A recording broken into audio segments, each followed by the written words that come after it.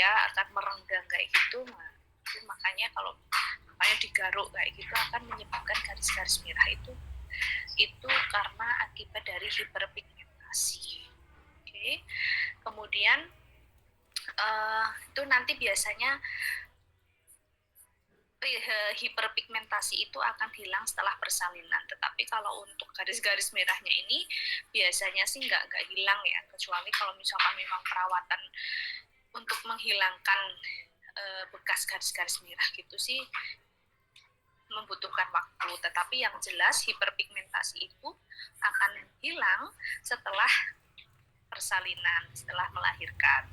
Gitu. Jadi ada selain tadi perubahan traktus genitalia, kemudian perubahan kulit karena dia terjadi hiperpigmentasi, kemudian terjadi juga adanya perubahan payudara. Pasti karena peningkatan hormon estrogen dan progesteron itu kan dia juga akan mempengaruhi dari fungsi ASI.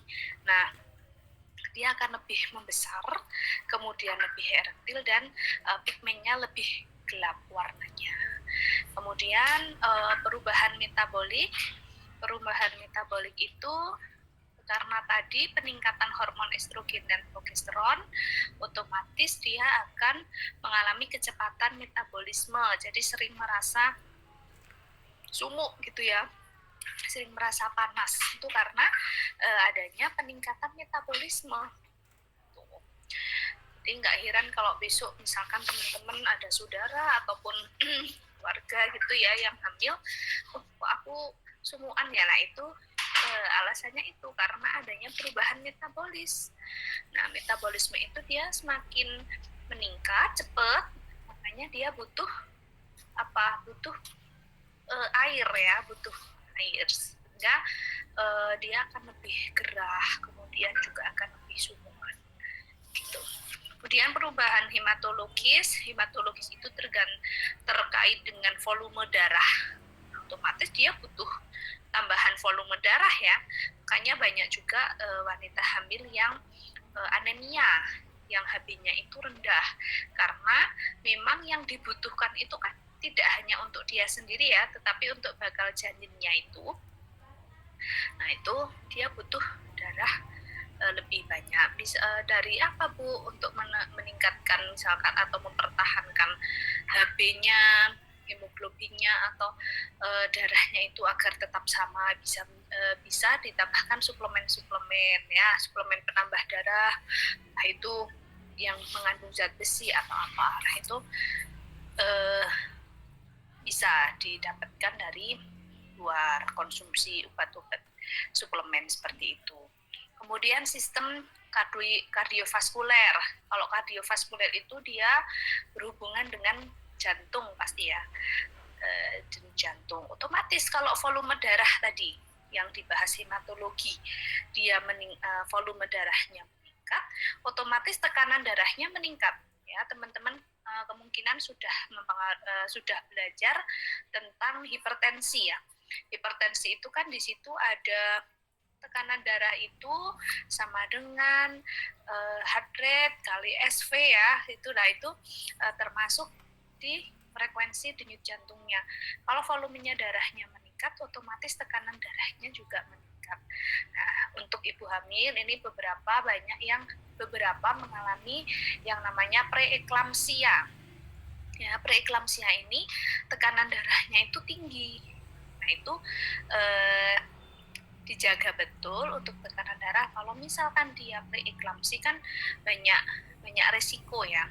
Makanya kenapa wanita hamil itu disarankan kontrol tiap bulan ataupun bahkan untuk mendekati persalinan itu pasti dia disuruh untuk kontrol lebih sering, entah 2 minggu sekali ataupun seminggu sekali. Itu untuk melihat juga sistem kardiovaskuler, salah satunya yaitu dari tekanan darahnya.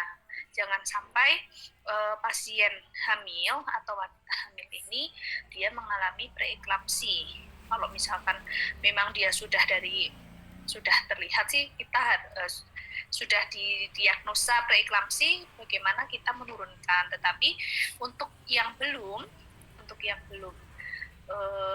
tekanan darahnya masih terkontrol kan, bagaimana caranya agar tekanan darahnya tetap terkontrol. Kemudian sistem respirasi, dia frekuensinya hanya mengalami sedikit perubahan, tetapi volume tidak, ventilasi per menit, pengambilan oksigen itu akan lebih cepat, akan lebih meningkat. Jadi biasanya kalau ibu hamil itu lebih ngos-ngosan ya, lebih karena dia butuh oksigen yang lebih banyak ya, dia meningkat drastis pada akhir-akhir kehamilan. Begah gitu ya, biasanya begah, kemudian dia kan lebih butuh oksigen. Kemudian sistem urinaria itu ekskresi urin ya, biasanya dia karena ada laju filtrasi glomerulus LFG. Kalau teman-teman sudah belajar tentang sistem renal ya, sistem renal itu biasanya sudah belajar, dikasih tahu oh ada laju filtrasi glomerulus, istilah itu. Nah, di sistem urinaria ini juga dia meningkatkan ekskresi air dan elektrolit di dalam urin. Jadi lebih sering pipis. Ya, lebih sering pipis. Kemudian sistem pencernaan, dia juga sering mengalami heartburn, ya, mengalami asam lambung ya, karena ini tadi di sini dia akan terjadi penurunan sekresi HCl dan peptin di lambung. Jadi lebih asam kan, karena dia menurun sekresi HCl-nya, jadi dia akan lebih asam. Makanya banyak yang mengalami dispepsia ataupun mengalami heartburn pada hamil-hamil di semester akhir. Kemudian sistem endokrin itu hormon-hormon ya, hormon-hormon. Kemudian sistem muskuloskeletal ya, otot kayak gitu, jadi lebih sering pegel-pegel. Nah, itu beberapa perubahan-perubahan yang terjadi pada saat hamil ya, fisiologi maternalnya. Dampaknya apa? Sebenarnya lebihnya ke ADME ya, absorpsi, distribusi, metabolisme, dan eliminasi. Itu nggak begitu ini sih, karena kalau absorpsi itu kan nanti dia hubungannya dengan ginjal, kemudian distribusi itu nanti hubungannya dengan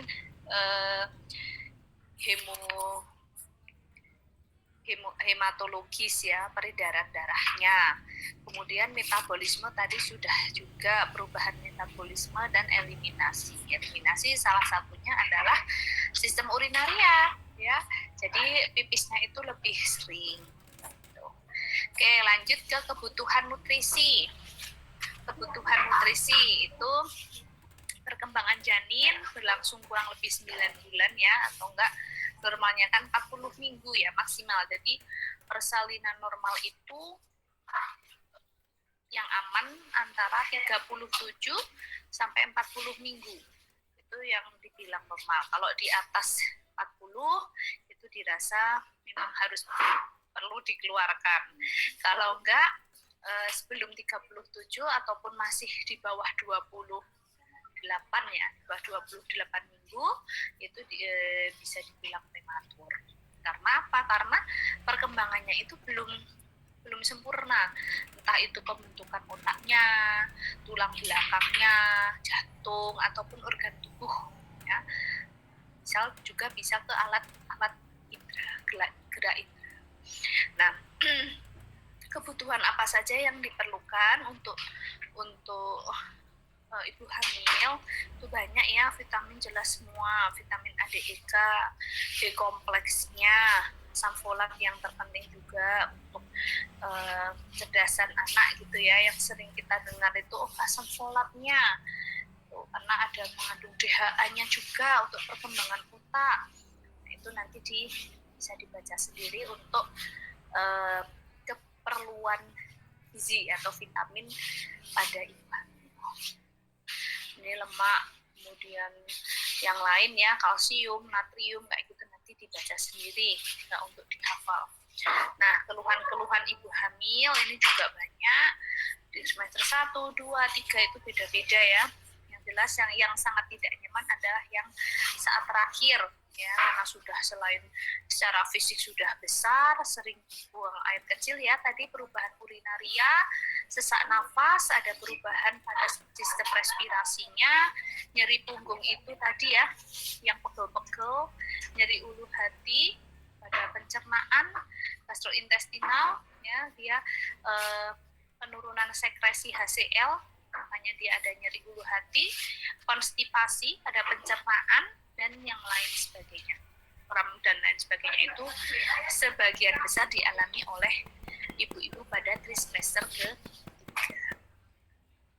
Nah, ini keluhan bumil yang mungkin khawatir tetapi sebenarnya wajar saja tadi ya, contohnya heartburn, kaki bengkak, sering sumuk ya, tadi kepanasan karena tadi ada peningkatan metabolisme, kemudian ada mual muntah, itu sudah sangat-sangat wajar.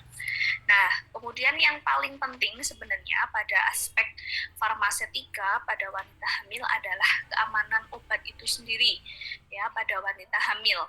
Itu kalau kita punya Medscape ya teman-teman, sudah sering saya anjurkan untuk download Medscape yang paling gampang. Itu di situ sudah lengkap istilahnya, kalau untuk searching perlu cepat itu sih sudah ada di situ, termasuk keamanan pada ibu hamil ataupun pada ibu menyusui. Nah, di situ ada tingkat keamanan entah itu A, entah B, entah C ataupun D ya. Malah kadang justru belum malah X ya. Bisa jadi karena itu belum diteliti ataupun dia memang tidak diperkenankan untuk meminum obat selama hamil.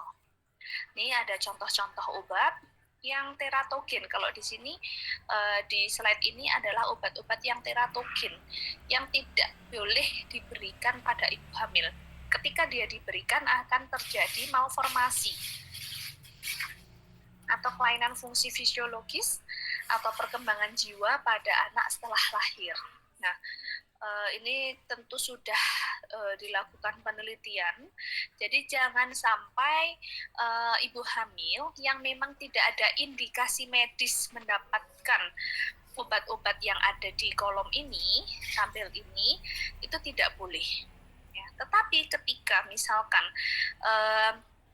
ibu hamil, contohnya di sini kita lihat ada aspirin, ya nomor 12.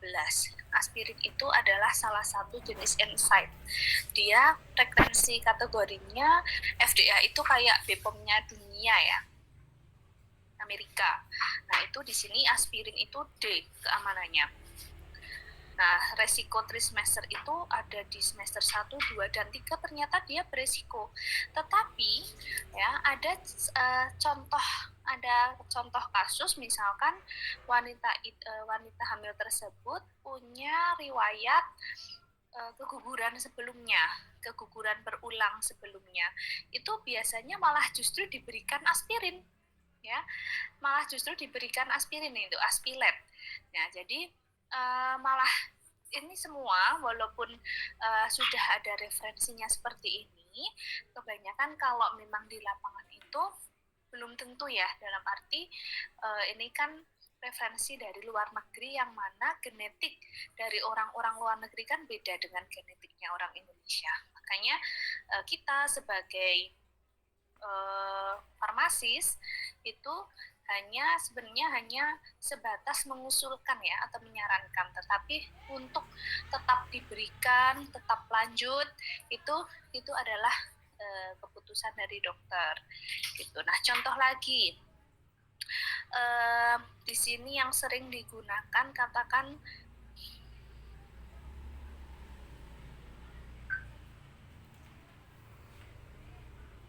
anti hipertensi. Nah, ibu hamil yang memiliki tekanan darah tinggi. Nah, di sini sudah dibilang nih untuk yang contoh yang nomor 2 ACEI, enalapril itu kan juga anti hipertensi ya. Kemudian apalagi Atenolol beta blocker itu juga termasuk antihipertensi. Kemudian kandesartan ini juga untuk antihipertensi. Tetapi pada kenyataannya beberapa masih ada yang menggunakan, walaupun seharusnya pada wanita hamil itu lebih disarankan pemberiannya kalau antihipertensi adalah metildopa. Nah, makanya untuk teman-teman besok ketika sudah terjun ke lapangan ya, entah itu di puskesmas, apotik, rumah sakit, dan lain sebagainya, pada pasien dengan kondisi khusus, misalkan pada wanita hamil, harus dicek betul keamanannya pada ibu hamil ya. Apalagi teman-teman sudah punya Medscape misalkan yang bisa di-download di HP, cek dulu sebelum diberikan pada pasien, walaupun itu sudah diresepkan dokter, tapi kita harus cek dulu apakah betul-betul aman atau tidak. Misalkan kalau dia kategorinya X, nah kita harus mungkin atorvastatin, katakan ibu hamil itu dia kok hiperlipid, ya, dia kolesterolnya tinggi. Nah bisa saja kita kalau dikasih atorvastatin gitu ya, kita bisa saja merekomendasikan selain atorvastatin, mungkin jangan yang golongan statin, mungkin yang golongan fibrat, ya, ataupun golongan lain yang indeks keamanannya itu lebih bagus. Nah, ini yang kolom paling kanan ini defeknya atau efek yang kemungkinan terjadi ketika obat-obat yang di kolom paling kiri ini digunakan. Efek-efeknya bisa terjadi yang di kolom paling kanan. Nah, kemudian dosis. Dosis pada ibu hamil ini nggak banyak, kecuali pada obat-obat dengan indeks terapi sempit.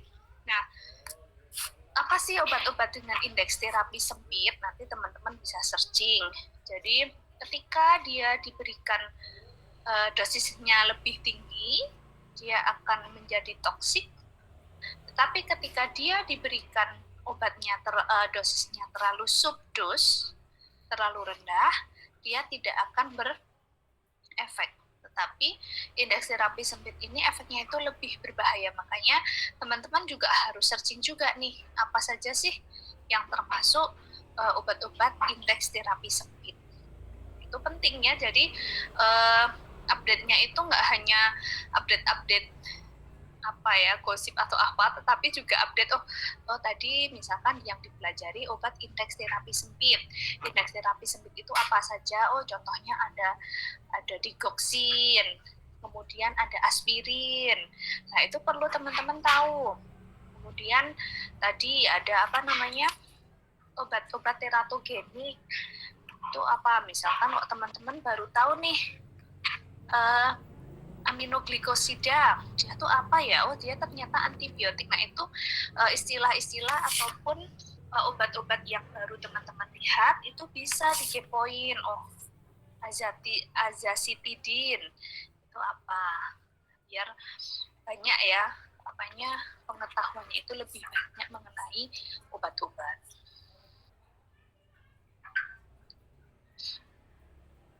Nah, di sini beberapa obat yang perlu penyesuaian dosis ya, adjustment dose pada ibu-ibu hamil. Contohnya di situ ada abacavir, aciclovir ya, obat-obat untuk antivirus. Nah, itu dia bisa digunakan setelah 35 gestation week, 35 minggu. Tidak ada perubahan dosis. Nah, itu bisa dibaca tuh sampai contohnya di sini ya, dextromethorphan, darunavir. Nah, itu semua yang berkaitan dengan obat-obat yang harus disesuaikan dosisnya untuk wanita hamil. Kemudian di sini masih continue-nya ya, yang obat perlu penyesuaian dosis sih sebenarnya tidak perlu dihafal ya, teman-teman hanya melihat saja ketika misalkan ada kasus wanita hamil terus mendapatkan obat bla bla bla. Nah, itu baru dicari obatnya ini aman nggak ya untuk wanita hamil misalkan dia di trimester 2. Tapi kebanyakan yang lebih untuk berhati-hati sih mengkonsumsi obat lebih ke trimester pertama ya, karena memang belum terbentuk janin di awal-awal minggu. Makanya kalau orang Jawa bilang itu orang hamil di awal-awal itu 3 bulan awal itu harus hati-hati. Nah itu memang karena apa? Karena secara medis belum terbentuk sempurna ya, di trimester 2 pun belum terbentuk sempurna gitu. Jadi memang lebih hati-hati. Kemudian adanya perubahan tadi di fisiologi maternal juga itu pengaruh, makanya kenapa kok lebih berhati-hati lagi dalam mengkonsumsi obat pada saat hamil, itu karena tadi ada perubahan yang terjadi gitu. Ada yang mau ditanyakan ke aspek farmasetika pada ibu hamil? Jadi poin pentingnya teman-teman besok ya, untuk minggu depan saya kasih tugas pengkajian resep pada wanita hamil. Jadi nanti contohnya boleh obatnya itu teman-teman menambahkan sendiri gitu, biar pembahasannya itu juga lebih banyak, lebih kompleks. Kalau obatnya cuma sedikit ya wes, apalagi obat-obat yang misalkan kayak paracetamol yang wis jelas aman, itu kan nggak perlu dibahas sebenarnya ya. Jadi kalau bisa untuk kelompok besok ada 2 yang presentasi tentang pengkajian resep pada ibu hamil, tetapi saya minta resepnya nggak perlu nyari googling ya, tapi misalkan kayak tadi abacavir, abacavir kan pasien dia kan antivirus ya, katakan saja di kasusnya ibu hamil setelah periksa ke dokter itu didiagnosa terkena virus misalkan, itu dikarang sendiri tidak masalah. Jadi resepnya itu obat-obatnya katakan cari di obat-obat yang tadi, yang teratogen misalnya, yang teratogen atau yang mungkin perlu adjustment dosis. Nah itu di situ kan lebih kreatif ya dalam membuat soal. Jadi ini PR-nya bukan mencari jawaban, tapi membuat kasus sendiri gitu. Jadi kayak apa sih, mau lihat aja tentang kreatif nggak sih ini bikin soalnya gitu, karena sebenarnya lebih mikir loh, membuat soal itu lebih mikir daripada mencari jawabannya. Oke, mungkin itu untuk farmasetika ibu hamil. Ada yang mau ditanyakan mungkin? Mau bertanya Bu. Oke. Jadi untuk minggu depan presentasinya kelompok 2 sama 3 Bu? Kalau kelompoknya saya lupa ya terakhir kelompok berapa. Nanti teman-teman yang ingat terakhir siapa kelompoknya. Jadi besok saya minta 2 kelompok berapa saya nggak tahu, lanjutannya saja yang kemarin. Tapi yang jelas kasusnya yang kompleks ya, maksudnya obatnya yang jelas bisa dibahas gitu, nggak obat-obat yang hanya ya paracetamol, vitamin, itu udah yang ngapain dibahas gitu. Itu ya, jadi nanti cari soalnya, bikin sendiri resepnya, terus pura-pura gak ada tanggalnya atau gimana. Nah itu bisa dibahas. Screening administratifnya tanggalnya belum ditulis misalkan, ataupun dia tergolong obat psikotropik itu kan harusnya seperti apa tuh kriteria penulisannya, tapi kok ditulisnya cuman kayak gitu toh. Nah, itu bisa dibuat contoh kasus. Itu aja sih. Monggo, ada yang mau bertanya lagi? Di pemanasan ya, setelah UTS mungkin kemarin habis. Kayaknya kalau farmasetika gampang sih soalnya kemarin. Soalnya juga hipertensi, open book juga. Aman ya kemarin ya UTS-nya ya. Aman, Bu. Oke. Insya Allah. Bisa tak lihat ininya kerjaannya teman-teman. Semoga bagus ya. Tetap susah soalnya, Bu. Susah gimana? Kan udah open book. Soalnya catatan saya nggak lengkap, Bu, makanya susah. Lah, itu bukan karena soalnya ya.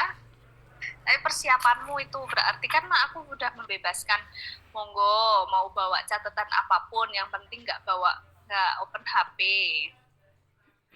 Open HP kan aku pernah jadi mahasiswa juga ya. Gak usah HP, wis kalkulator aja, wis aja tukeran kayak apa gimana, wis pernah kayak gitu. Yo sudah mudeng.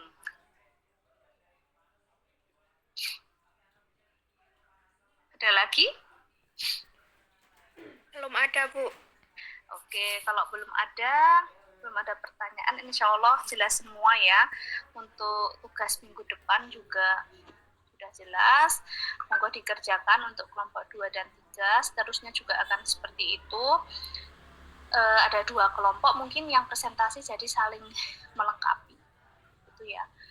Asal 2 kelompok ini nggak sama lah. Kalau sama ya apa bedanya gitu. Kalau ini kan membuat sendiri ya, nggak googling. Jadi